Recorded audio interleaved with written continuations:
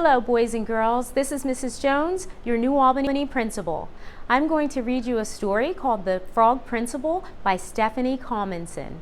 This story is a really funny one about how a principal goes through several days of adventure as a frog. Mr. Bundy is the principal of PS 88. His students and teachers think he's the best principal in town. One day, Mr. Bundy was at school late planning the next assembly program. He was looking for a special visitor when an ad in the phone book caught his eye. It said, "Marty Q. Marvel, magician, my marvelous magic will amaze you."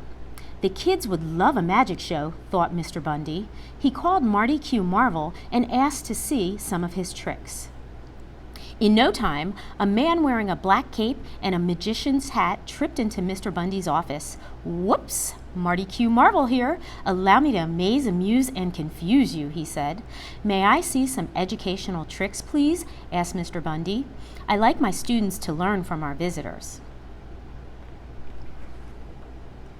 "Sure.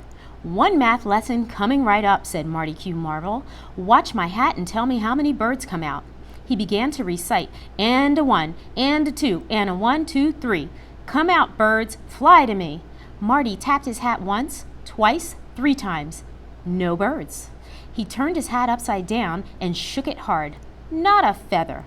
"What kind of math lesson was that?" asked Mr. Bundy.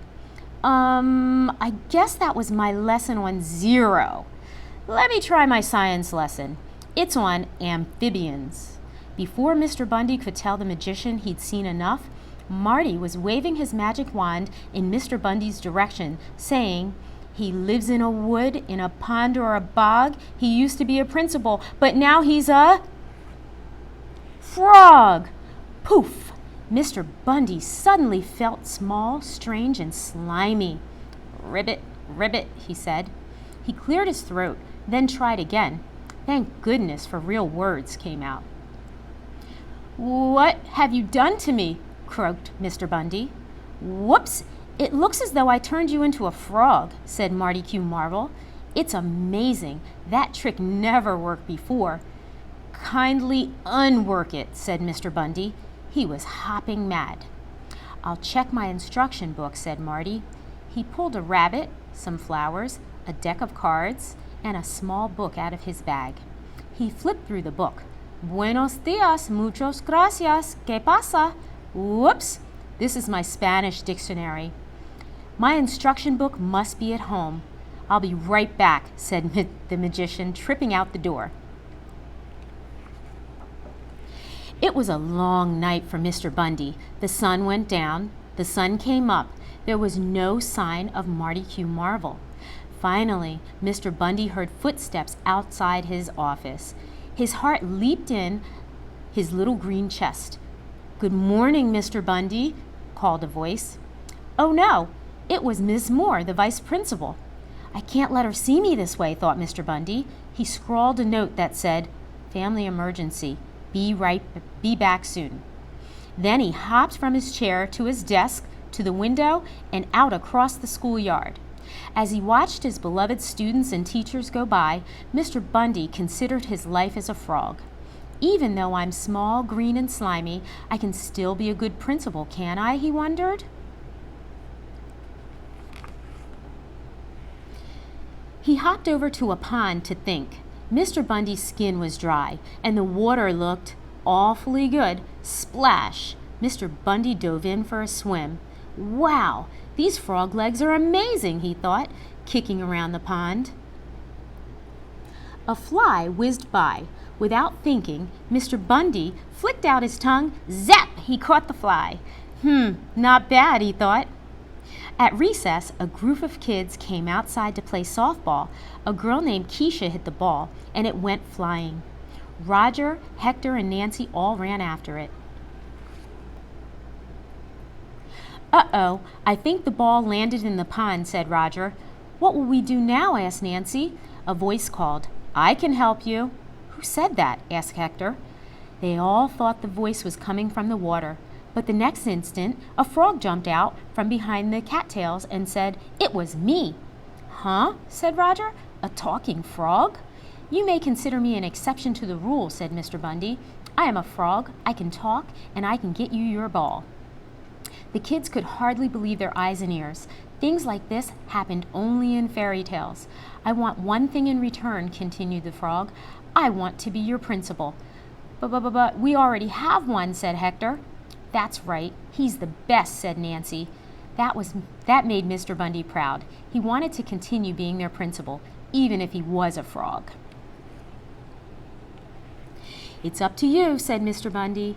"I will get the ball, but only if I can be your principal." The kids went off to talk it over. "He can't be our principal," said Roger. "He's a frog." "We can tell him he can be our principal, but we don't have to mean it," said Nancy.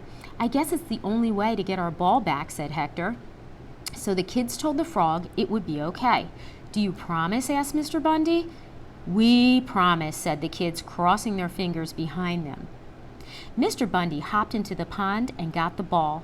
He tossed it to the kids. "Thanks, Frog," they called, running back to school. "Wait for me," cried Mr. Bundy. "I can't go that fast." But the kids were already too far away to hear him. That afternoon, Miss Moore held a special assembly. "Mr. Bundy has been called away," she told the students. "While he's gone, we must work together to—" Knock, knock. "Roger, please see who that is," said Miss Moore. Roger was pretty sure he knew who it was. He walked to the door and opened it a crack. "Let me in," croaked a voice. Roger slammed the door and returned to his seat. "Who is there, Roger?" asked Miss Moore. "You look as though you've seen a ghost."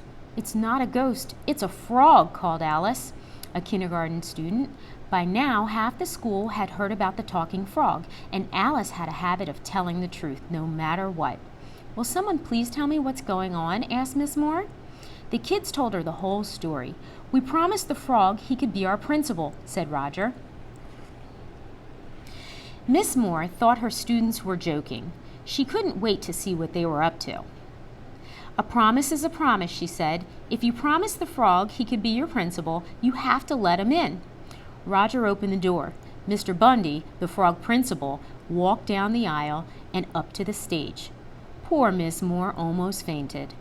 Good afternoon," croaked the frog. "I've heard that Mr. Bundy is a very good principal. I will do my best to fill his shoes while he is gone.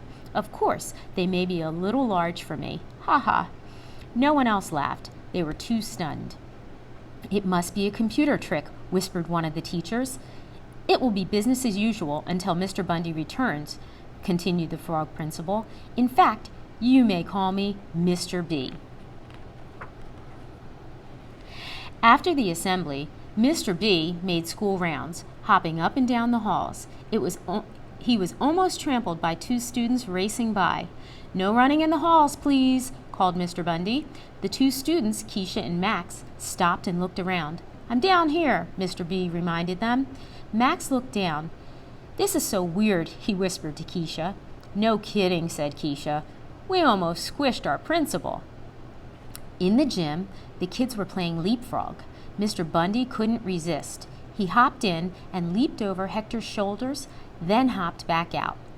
"Please tell me that didn't happen," said Hector, rolling his eyes. The kindergarten class was learning about water when Mr. B showed up. "Hello, Mr. B," called the students. "Hi, everyone," answered Mr. Bundy. The next thing he knew, splash! Their principal was swimming laps in the sink.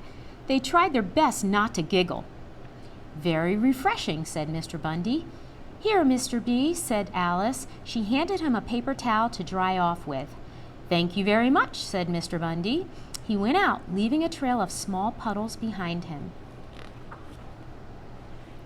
Mr. Bundy went to Miss Brown's science class next. Nancy had a shoebox with holes in the top. "What have you got there?" asked Mr. Bundy. Nancy opened the box to show him. Zap, zap, zap. Mr. Bundy swallowed Nancy's bug collection. "The principal ate my homework," cried Nancy. "Miss Brown, please give this student a gold star," said Mr. Bundy. "Her collection of bugs was delicious. I mean excellent." As the weeks passed, Mr. Bundy tried to be the best frog principal he could be. The students tried their best to accept him, but it was hard. They were sorry they had lied. "We shouldn't have made a promise if we didn't mean it," said Roger. "It's embarrassing, having a frog for a principal," said Hector, "but I guess we deserve it." "I want Mr. Bundy back," said Nancy. Mr. Bundy heard his students and his heart sank. He kept calling Marty Q. Marvel, but there was no answer. He prayed the magician would come back. "If not, I'll be a frog forever and ever," he thought. Then one day at recess, Mr. B was watching a softball game from his office. He was wondering how long he could go on being a frog principal when suddenly a ball came flying through the window. It landed with a thump on Mr. B's little green head. Stars were spinning in his eyes, and out of nowhere, Mr. Bundy started reciting a magic spell. And a 1, and a 2, and a 1, 2, 3. Look who's back, hooray, it's me! Poof! Mr. Bundy was his old self again. Ms. Moore heard the commotion and came running. "Mr. Bundy, welcome back," she cried. "I was so worried about you. Is everything all right?" Mr. Bundy looked down. He saw his own 2 hands. He saw his own 2 legs. "Everything's great," he said. "You won't believe who our substitute principal was," said Ms. Moore. "I'll let the children tell you all about him." Mr. Bundy went to the window and waved. The students cheered wildly and were so excited to have their principal back that no one even noticed when zap! Mr. Bundy swallowed a fly.